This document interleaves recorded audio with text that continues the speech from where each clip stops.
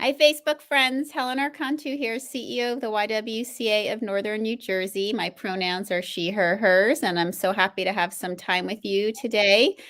It is April, our first, broadcast in April, and we are in April. We always take time here at the YWCA to focus on Sexual Assault Awareness Month. As those of you who are familiar with our organization know, we are the home of Healing Space, which is Bergen County's only sexual violence resource center, and it is the state designated program to support sexual violence survivors for Bergen County. And, since 2001, April has been designated Sexual Assault Awareness Month through the National Sexual Violence Resource Center. And it is an opportunity for us to, although obviously we do this work year round and supporting survivors is core for us. We do take this opportunity in April to do some additional programming, some additional outreach prevention efforts, to educate our community and provide some additional support to our survivors. And so with that, today was a great opportunity to start the month and to bring on today our Healing Space director, Saimaza Sadak, who is with us to share information on our support services, our events, our programs. And we have an amazing team at Healing Space that she has been leading with us. I can't say that she's been with us for how long now? Well, in almost 2 years. I was gonna say, I'm thinking we're coming on 2 years. I can't call you new anymore. But she's been with us for 2 years. And she has a wonderful team working that are so committed to this work and so committed to our survivors and to our community. Let me start by sharing a little bit about our 2-year director's background with you. She is a MSW and an LSW who is dedicated to social justice advocacy, specifically gender and sexuality, equity, diversity, racial justice, violence and prevention efforts are all been at the core of the work that she's done, even prior to joining us here at Healing Space. She specifically has devoted so much of her career to power-based personal violence by developing primary prevention educational programs, managing a coordinated community response team, and building partnerships to enhance services for survivors of both sexual violence and domestic violence. Throughout her career, she has focused her efforts on increasing access to services for underserved populations. She serves as a field instructor for students pursuing their graduate degrees in social work, and she offers crisis intervention, counseling, and case management services through a community and mental health setting. She has a Bachelor of Arts in Women's and Gender Study with a minor in Social Justice from William Patterson University and a Master's of Social Work from Rutgers University. And so with that, we welcome you to the show again. I know that this is not your first time joining us. We're so happy to have you back. Thank you. Thank you for having me. You could say I'm a veteran on YWTV, but we're not going to go that far. Thank you for the introduction. I always say, sitting through the introductions, right, you get to hear, sitting in your work is really empowering as a woman, right? Hearing your background and, I always say, should I shorten it? And then I say, no, hold on to it, embrace it, and it'll empower somebody else, right? So thank you for giving it space and talking through it. Absolutely. I say this all the time because I have so many of the guests say, oh, that was so long. And I say, you worked for it, you earned it. And it's important for you to hear it and to soak it in. And as you just shared, I agree. I think it's important for others to hear we definitely, that's part of what YW at the core is all about is, sharing stories, sharing life experiences to help each other on our journeys. It's like a hand out there for another hand to grab for sure. So I'm so glad that you could be with us. Obviously, we have these conversations about this work very regularly, you and I. Today, we're just inviting everyone else to sit with us for one of our conversations for sure. So let's start before we talk about Healing Space and our specific work there, which of course we have, we talk regularly about throughout the year. Let's talk about Sexual Assault Awareness Month. Let's tell our viewers a little bit about, what it is, why it is, and how, what in our organization, what we focus on during this time. Yeah, no, absolutely. Thank you. Yeah, so we do have these conversations constantly. I have these conversations with the staff in Healing Space. So shout out to them because I know some of them are out here watching. So hello, and I'm grateful that you're here. So Sexual Assault Awareness Month it's really about both awareness and prevention, right? So it's the awareness and prevention of sexual assault, any type of harassment, abuse, and the point of it is to look at the history of the movement to end sexual violence and how do you do that, right? How do you end something if you don't know it's an issue? So April, and it was 2001. It was nationally recognized. I know you said that earlier as Sexual Assault Awareness Month, and through this month, educators, advocates, social workers, clinicians, professors, I mean, everybody that has a vested interest in this movement really works in overdrive. We say we work all month for April 1st and then we rest on May 1st. And when I say rest, it's very loosely rest, right? And part of, you know, social change and equality started to gain traction. It was like in the 40s and the 50s during the civil rights era.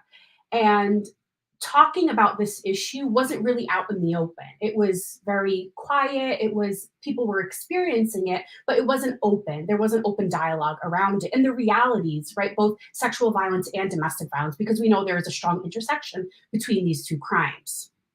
Now, the efforts to kind of champion this was, of course, led by Black women and women of color that kind of brought this to the forefront. And the person that kind of pops in my head is Rosa Parks, right? We all know the story of Rosa Parks, but gender-based violence and race-based, gender-based violence all kind of intersected, and she really brought that to the forefront. And all other, Black women and women of color. So part of that, and then so then it was like the late 80s early 90s, it was we got that term intersectionality, which we all use, right? And we, in Healing Space, one of the things that we do is we see our work through an intersectional feminist perspective, right? So that was really that's important to mention because that is kind of where the movement started, right? So that is, and we continue, right? We continue to work and champion and advocate and talk about this issue, right? Because once we think it gets better, it doesn't go away. I know you and I say this all the time. We can't wait till this goes away so we don't have a job. We want to work ourselves out of a job. So prevention and awareness and the talking about it and bringing it up to the forefront is helpful because then we can legislate policy around it. We can talk through it. Open dialogue is important. And here's another thing, it dispels shame, right? Because shame thrives in silence. So if we're not talking about this, people who are experiencing it are going to still live in that box of shame that is associated with those who experience sexual violence. So Yes, yes. So obviously, as you shared, I mean, it's just a tremendous opportunity to be able to, bring attention to the issues, educate others on ways that they can support survivors. Make sure that we keep these issues at the forefront for the media, for our elected officials. And we know that through the Me Too movement, probably most recently, and over these last few years, there definitely has been more conversation around sexual violence than we'd ever seen before. But even with that, we still have not really grasped as a society that we really do need to believe and support survivors fully. So there's obviously a sect of us, who are very focused on, making this kind of a mainstream understanding for all. And I think that that is part of what this advocacy of this month is about too, is to try to bring more people to understand why that's important and how they can participate. And So let's switch and talk a little bit about Healing Space and our work there, and then we can come back to some of what we have put together, to highlight during this month. So, for those who don't know about the work of Healing Space, could you share a little bit about what the focus of our program is? And again, as we both have said, I mean, the team is outstanding and so dedicated and experienced. As I always share, if you have a heart problem, you want to go to a cardiologist. If you have been impacted by sexual violence, this is the team that you want to see, because they have very specialized training and care, to be able to provide in this area.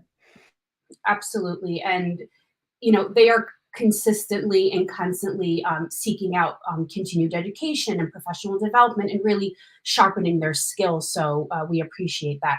So, Healing Space, the word healing is at the heart of everything that Healing Space does, right? So when we talk about Healing Space, space is an acronym, and so the S stands for support. So we do support, P for prevention, advocacy, counseling, and empowerment. And what Healing Space is, the state designated lead agency for Bergen County. We're the premier sexual violence resource center in all of Bergen County. Bergen County is one of the larger counties in the state. And we have a 24-hour crisis hotline. And what that is that we have trained confidential sexual violence advocates that staff this hotline and that are available for support 24 hours a day, 7 days a week. I know the hotline number is on the screen, but I will repeat it for anyone that's watching. It is 201-487-2227. And we have a phenomenal group of CSVAs, they're called, who staff this hotline. If you have been recently sexually assaulted, if you were sexually assaulted 50, 60, 70 years ago, 2 minutes ago, 2 years ago, they are there to support you. So that is one of the essential services that Healing Space offers. The other service that we provide is we have prevention, education, and outreach. And that is the very talented group that goes out into the community and talks about this. So I always say we're all busy in Healing Space, but prevention, education, and outreach is the busiest because they are really out there spreading the word, raising awareness and education around the issue. And they do that all year round, right? And then we also have case management and our clinical services. And this is a group, they are all licensed clinicians. And what they do is they provide counseling. So they're the aftermath, right? So once you've been affected by sexual assault, trauma is real. It lives in our body. It lives in our, it manifests in every part of our world. So they are there to help through that process and through the healing journey. So we have a very talented group of clinicians that is led by a fantastic clinical supervisor. And they are here to help and support and provide therapy. We also have group counseling, right? So we have a loved ones group. So, oftentimes when someone's affected by sexual assault or in sexual violence, it's not just them, right? It's not one person that's affected. It's everyone around you is affected by this. So not only do we provide support for those who experience the crime and the violence, but those around them. Because if there's a partner or there's a child or a parent, they want to know how to support their loved one. And we have a group, right? We have a loved ones group that is led by a licensed social worker, and they are, they help that healing, right? I keep going back to the word healing because, it really is at the heart of everything that Healing Space does. We have an art therapist that provides group and individual therapy as an adjunct to the traditional psychotherapy that the clinicians are providing. We provide medical and legal accompaniments. Survivors have the choice if they want to report or they don't want to report, if they want to go through the legal process or they don't want to go through the legal process. And our confidential sexual violence advocates are there to walk with them through that process. So yeah, that is what we do. And we do much, much more, but that is really the heart of everything that we do. Yeah. And I think, there was obviously so many important pieces in what you shared, but that last piece, I just want to, highlight and bring attention to also that irrespective of if a survivor wants to file, go down the legal route and, these services are available to them. These are not pieces that go hand in hand.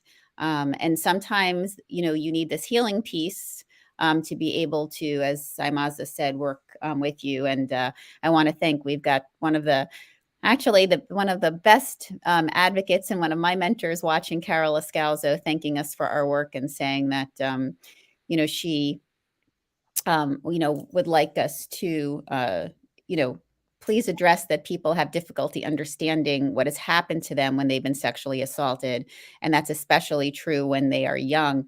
And that is part of what the team at Healing Space does, is help them process and work through the trauma to be able to gain an understanding. And, I can't tell you how many survivors over the course of my time with the YWCA that I have spoken to that have, just shared how the time with the clinicians from our team has really helped them be able to, gain a better understanding of what's happened to them and help them be able to live with, still live and get back to, living a life where, this is not the center of every moment for them. It's just, it's able to be able to take a place through their therapy, through the work that they've done, whether it's through the creative art therapists or whether it's through the clinicians, to be able to help them process it and, live with the fact that this is something that happened to them in their life, but it does not have to take over their entire life, for sure. So Carol, thank you for raising that so that we can reinforce that.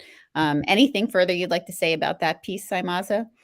I just, no, I think you got it. The one thing I did want to mention is that all of the services in Healing Space are completely free. So you are not charged a penny, you are not billed to your insurance, everything is completely free.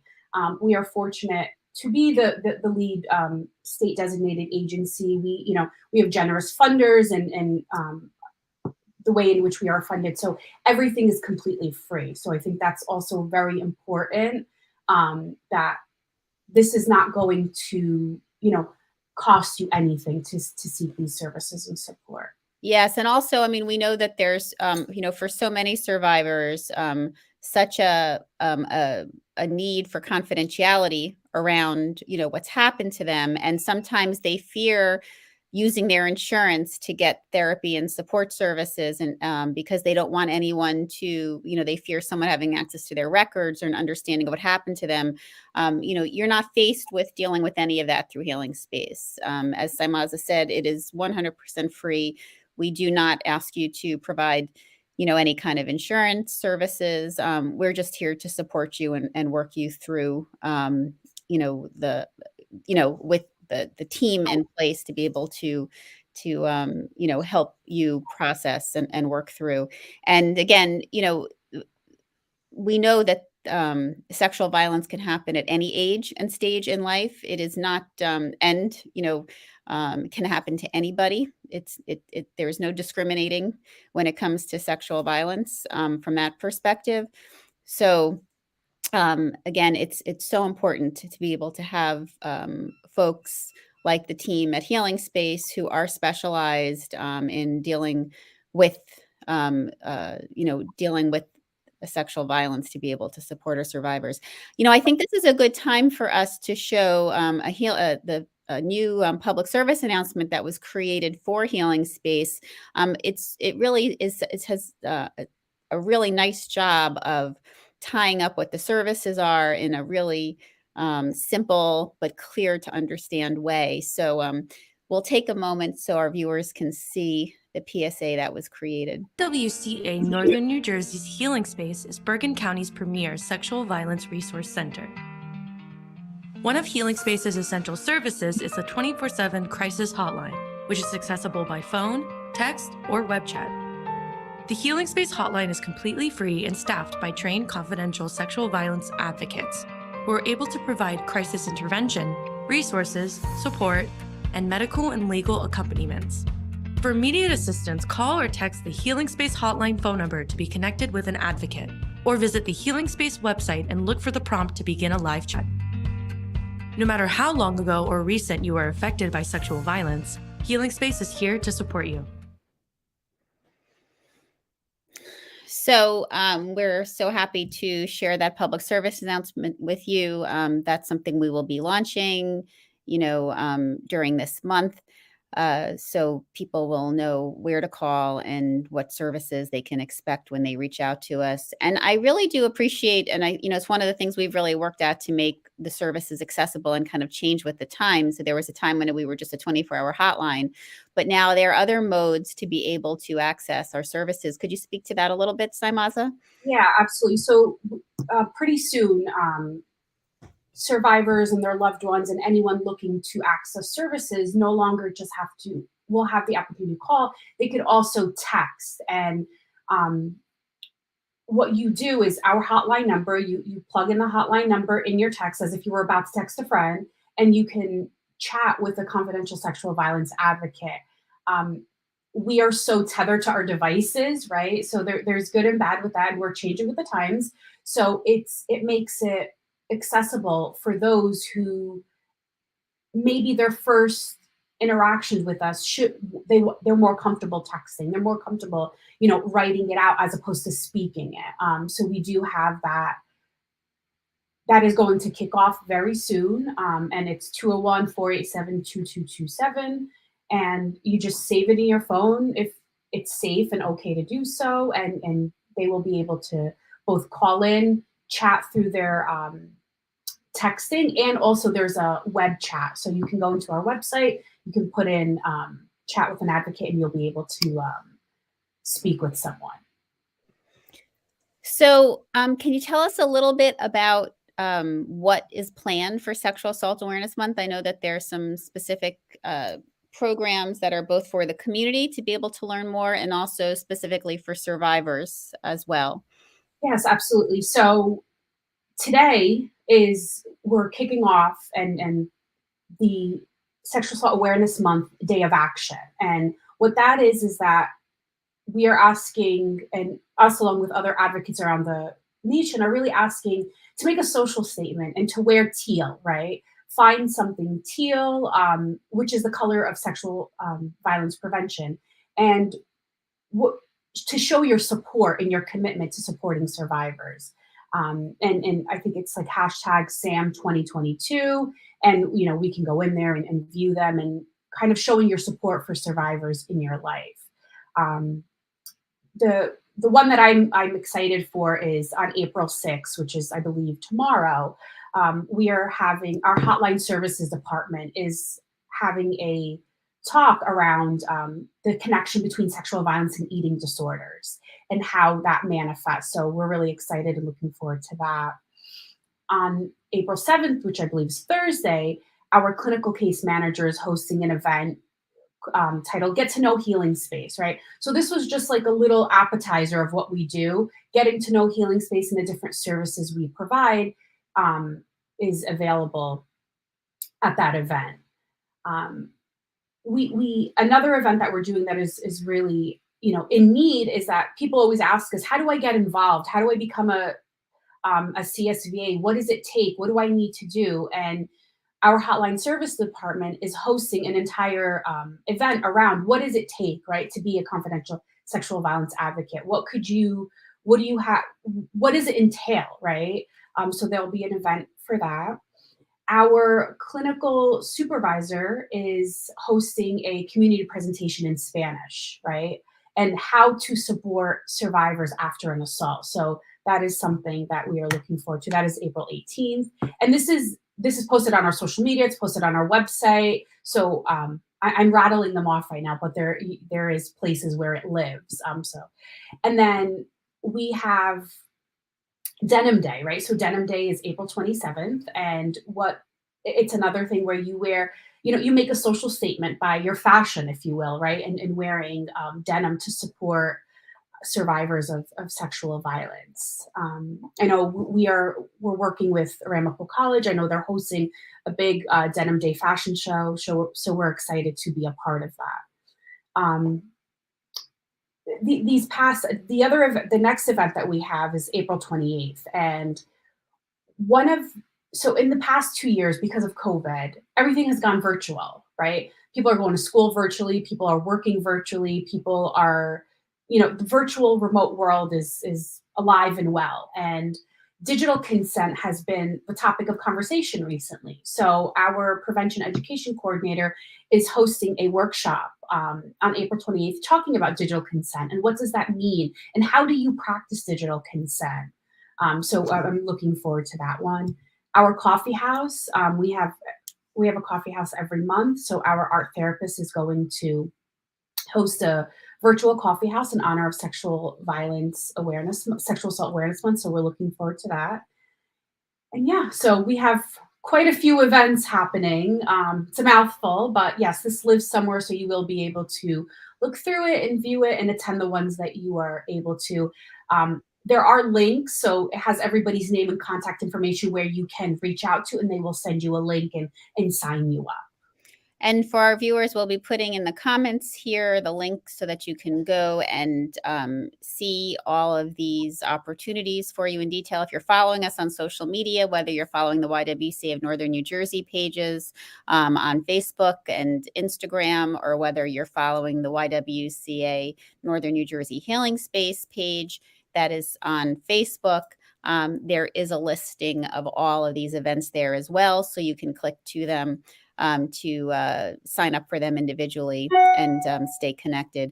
We do hope that our survivors in the community, whether you're already connected to Healing Space or you're learning about it for the first time or something you've been contemplating but just haven't gotten there yet, we do hope that you take an opportunity to participate in one of these programs. Again, they're all free, confidential, and a great opportunity for you to be able to learn more about ways that we can support you, meet our staff, and hopefully gain a comfort level to get some support from Healing Space. For those of you in the community that just want to learn more, we hope that you join some of those other events that are available for you as well. Healing Space, as we've shared, this is our work year round. This is not necessarily something that we just showcase for you one time of year, 24 hours a day, 7 days a week. The hotline is available to you, and those trained confidential sexual violence advocates are there to answer your call, talk with you about, how you're feeling at the moment. And, if you're interested, be able to speak to you about what services are available so that you can get some additional support as if interested and as needed.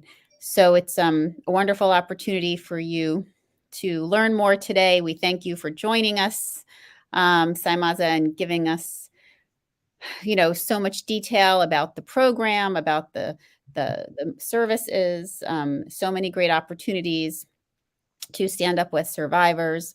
If you would like to take a picture wearing teal and share, you'll be seeing some of the photos that our team has put together at the YWCA will be showcased today and throughout the month. And also, if you'd like to partake in Denim Day, again, which is there's a tremendous history about the origin of Denim Day as well. And we'll be talking about that at that event too. So with that, thank you all for joining us today. We do hope, again, that you can go to our website, you can go to our social media pages, you can call the hotline, and you can learn more about this program. You can learn more about, the services and any of the initiatives that we are hosting in particular this month. Again, there's lots of ongoing support groups, both for loved ones, for LGBTQIA+ communities, for survivors, our coffee house. So not only are there individual opportunities for support, but there is also, many opportunities for peer support as well. And we do encourage you to connect with them. And with that, we look forward to spending some time with you later in the week with YWTV. We have 3 other episodes airing this week. starting with tomorrow. So I hope you can join us for those. And we also will be putting into the comments for you some links so that you can maybe join us for some of the other initiatives that are happening at the YW, whether you're a youth looking for camp, for vacation day opportunities for the week that school is off. For parents, we have opportunities there. We have our Racial Justice Awards on April 25th is a great place to be able to honor people in our community that are working to eliminate racism, and businesses and organizations, and lots of great programs for our seniors as well. So links to everything are here for you. Please consider joining us. Thank you so much for taking the time to be with us today and share this detail. And again, many thanks to you and the entire team at Healing Space for your commitment and your support for survivors in our community. Of course, thank you for having us. And thanks to everyone who joined us today watching. We hope that this information was useful to you. And, if it's not something that you are in need of at this particular moment, good that you know it and hopefully can pass it along to someone in your life if the need does arise. All right, everyone, take care. Be well. We'll see you soon. Bye-bye.